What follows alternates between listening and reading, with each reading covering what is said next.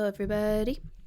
This was originally going to be a video recording, but then I remembered that one, don't know how to record video and edit video. I know how to record a video. Everyone can record a video, but I don't know how to record a good video.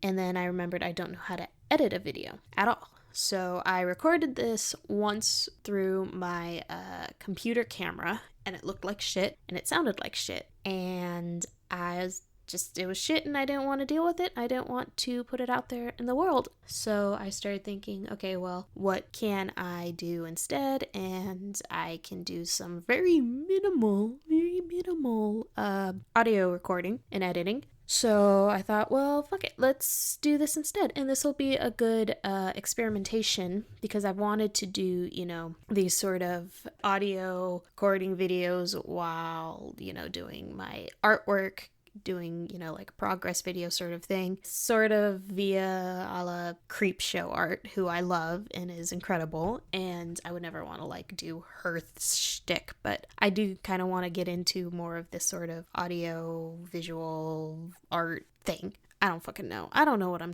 talking about. I don't think anybody knows what I'm talking about ever. And they really shouldn't give me a microphone. I don't know who told my dad, hey, you should get your kid a Blue Yeti microphone for Christmas 2 years ago, because this is what it's going to become, and nobody needs this. But we have it, and we're going to use it. So I asked people on my Instagram and my Tumblr and my Twitter to send me some unpopular opinions. By the way, if you want to follow those, that's going to be Magrai, the peachy guy, all across the board. And so these were the handful that I got. Like I said, I've already recorded this, so I already have read these and have given my opinion, but at least this will be an opportunity to maybe dive into it a little bit more and be a little bit more coherent, which is wishful thinking, but you know what? Let's just go with it. Let's just hope, In this time of need, all we have is hope. You gotta believe that we'll get through this, because if you don't, I'm fraying at the edges here, man. I'm done. Anyways, so I'm gonna read these out and just give my basic opinion about all of it. So first one is, romance generally makes a story shittier than no romance. So my opinion on this is I kind of agree. I think it depends. In my other recording, I talked about how I think that in most genres, of course, there is romantic, movies and romantic comedies, and those are romance-based. So that means that's going to be the main plot point, and of course we need that or else there'd be no movie. But I also talked about how in things like action movies, we don't need a romantic subplot. Usually because, one, they're usually heteronormative, heterosexual, and action movies are very, gender quote-unquote coded, where only men like this movie or only women like this kind of movie. And when those categories or those stereotypes are put in place in movies, it automatically makes it difficult to have healthy, substantial romance subplots in it, because it will reduce, usually this is not every, movie, not every, action or horror or whatever non-romantic based genre movie. If the main character is, let's say, a woman, they will reduce the man character, who's supposed to be her love interest, into kind of this one-dimensional thing that only relies on being the love interest, instead of making him his own character, or more commonly vice versa, where it's the main character is the guy and the girl is reduced to just her relationship with him. I talked about how, in particular, I noticed this a little bit more with, I was watching the, since we're all inside, you better be inside anyways, fucking stay indoors. But, I'm trapped inside, I've been watching a lot of movies, and I started watching the Pirates of the Caribbean franchise again, and I noticed that the character of Will Turner, he's a fine character, he's okay, but the thing is, he's very one-dimensional without his love for Elizabeth Swann. Even though he's supposed to be the main character, he's supposed to be the protagonist we're following. And the entire plot point with him in the whole, franchise is, Elizabeth is in danger in some way, shape, or form, and he has to find a way to help her or save her or whatever. And I love these movies, I do. I love the Pirates of the Caribbean franchise, but without the this outward thing of Will is in love with Elizabeth, he's kind of a useless character. Not a useless character, but he's a very one-dimensional character. And it is sort of, I mean, it's a good relationship, but it gives him less depth. And of course, we could get into, he found his father and all that kind of stuff, but all that was still fairly secondary to I'm in love with Elizabeth and Elizabeth is in trouble. And so I'm going to help her because I love her. So I get where this person's coming from with this opinion. I think it's a case-on-case basis. I think it can work. I don't think it always works. I would say probably about 65% of the time doesn't really work and you shouldn't have it. And so I agree on a case-to-case basis. The next one is wet socks feel good actually. Demon, monster, get out of my home. I rebuke thee. What is wrong with you? How dare you? Absolutely not. No. Have you ever been in socks and then stepped in a puddle in like your kitchen or your bathroom? That's actual hell. I'm pretty sure when we die and we go to hell, because apparently nobody is going to heaven, when we go to hell, it's just going to be an entire room of puddles and we're just going to be stepping in it in our socks. I swear to God. If you guys hear noise, they're doing construction next to my apartment. They're refurbishing the apartment next to us. So you're going to hear some construction because that's life and rip. Next opinion. Socks with sandals are good. They fit the niche of fuck, it's gonna be 40 degrees this morning, but by 12 it's gonna be 75. Like, you can pull off the same shit in boots. You get too hot, And also, they're comfy as fuck, and sandals let me feel the ground better than regular shoes do, so socks and sandals for the win. I put these two, right after each other because they were separate posts. They were not the same person, and yet they have the same visceral reaction from me. Absolutely the fuck not. I think not. And for one specific reason. I have this thing about sandals. If you are not at the beach, at the pool, or loafing around at home, sandals should not be worn. Sandals should not be in the public viewing. It should be a law. If you're wearing sandals outside and you're not at the beach or the pool or, throwing away your garbage, you should get fined like $80. I swear to God. Nobody needs to see your feet that much. Nobody. And so with that in mind, the idea of adding socks to that mix, oh my God, can you imagine wearing socks and sandals outside and then you step into a puddle? That might be hell. That's like the first level. If this is like Dante's Inferno kind of shit, that's the next level of no, absolutely not. Hard disagree. Next one, I hate bacon. Yeah, okay, I get that. I used to love bacon. It was one of my favorite foods as a kid. To a point where it was kind of my brand. It was really weird. I was a weird kid. I had this weird obsession with pigs, and I would collect piggy banks and plushies and stuff of just pig related stuff. And I loved bacon. It was my favorite. And I think there are some of those staple foods that has a weird almost fan base around it. It's very strange. It's very weird. There's a fandom for things like bacon or avocados, another one, cupcakes. I just had flashbacks to 2009 thinking about cupcakes and waffles. Oh my God, waffles. The fucking waffles thing. Kill me. So I mean, I was kind of in that bacon thing, but I find that as I've gotten older, bacon is only good if it's with something, if it's on a salad or if it's in a sandwich or it's on top of, I think I already said salad. You know what I mean. It's only good if it's complemented by other shit. So I don't agree. I love bacon, but in small doses. Okay, this next one. I know who sent this next one, and this is why I don't want to read it, but I'm going to read it anyways. Marmite and black licorice candy are delicious and represent the pinnacle of British contribution to Western civilization. Follow up, Vegemite is trash. So, conceptually, I fucking hate this. In concept, this is just awful, and I'm ready to throw hands over this. Unfortunately, I've never had Marmite or Vegemite, so I can't actually hard know this. And black licorice only gets a pass 2% of the time. Every once in a while, black licorice and black licorice flavored things is allowed. I'll allow it. But 98% of the rest of the time, no. So I hate that I can't be no, fuck you, I'm gonna fight you, how dare you. But I can't. I don't have a basis for that. Except for pinnacle of British contributions. How How dare you say that while Pride and Prejudice is a thing that exists in the world? How dare you? How fucking dare you? Not in my household, not in my Christian household. So, hate that I can't cuss you out about that. Next one. I don't like the first boss in The Office. I hate Michael Scott. I didn't know, and I didn't look this up. I didn't know there was another boss in The Office. I thought he was the only boss. Is there another boss in The Office? Unpopular opinion of my own.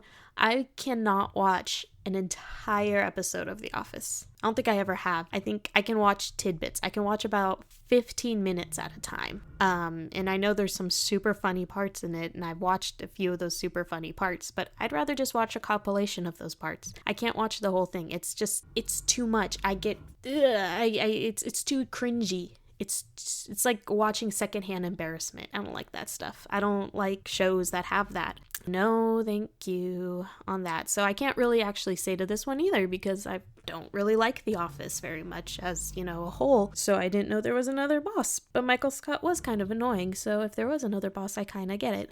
Yeah, that's that on that. I really liked the movie Prometheus. Okay. Hard agree, because I saw Prometheus before I saw Alien, and I had no real reference. I mean, I knew of the Alien franchise. Everybody knows the Alien franchise. But I had no actual reference to Alien as a movie because I had never seen it. So I saw Prometheus like 5 or 6 years before I saw Alien. And Alien is a great movie, fucking incredible. You don't need me to tell you that. But because I didn't know that movie, I went into Prometheus pretty much blind, and I really enjoyed it. I liked it. I thought it was a fun movie, which is very strange because I don't actually like horror movies very much. That's another unpopular opinion for me. I don't really like horror movies. I've never really liked horror movies. They don't do much for me. I don't enjoy them. There's nothing about them that really gets me going, with the exception of maybe Halloween. The original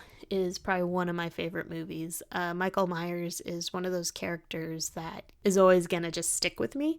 Those characters, you have a list of characters where it's like you're not really into the fan base or you're not really into the whole setup or whatever, but they just kind of stick with you for the rest of your life. Michael Myers is gonna be that dude for me. I have a little enamel pin that I have on my jean jacket of Michael Myers because he's just something about him just it ticks right in my head. Yeah, so he's just one of those. But I will say that another popular opinion of mine, I love the first one of the Halloween series. I cannot and will not acknowledge any of the other movies at all. Halloween 2 does not exist for me. Halloween 3, that's Season of the Witch, I think that doesn't exist for me. Nothing else except for maybe the 2018 one, which I haven't seen yet, which I really need to see. I've heard it's super, super good, but not watched that, not interested. And the other ones, wow, that was really stupid.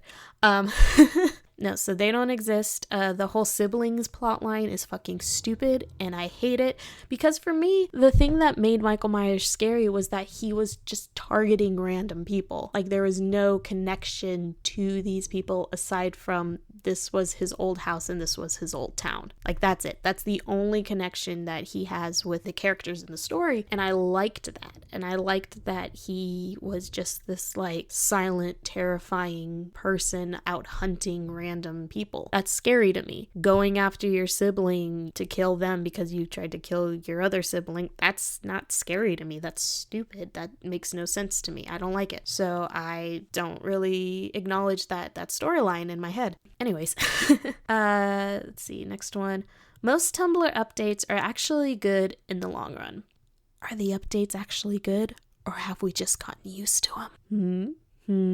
Something to think about. I don't know about that. And then Game of Thrones is not the end-all be-all of TV shows, and the romanticized rape scenes are problematic, and in general, the way George R.R. Martin writes about women is creepy to me. A little bit of a trigger warning in this whole little section, but hard agree. I used to be a very intense fan of the show. I have not read the books yet. I think I got a couple chapters into the first of the series, and George R.R. Martin's a very good writer. He's a very good writer. He writes very compelling characters, but I am of the opinion that being a good storyteller does not excuse what's the word I'm looking for? It doesn't excuse some of the content that they write. You know, the people talk about separating art from the artist. I've never really been a huge fan of that. I think that it's certainly possible, but again, I think it's a case-to-case basis, and I think that in the case of, you know, Game of Thrones, I do take hard issue with the fact that a lot of the primarily women in these stories, all their trauma is based off of sexual assault, it's based off of rape, it's based off of losing autonomy of themselves, you know? And it was one of the reasons that I stopped being a fan,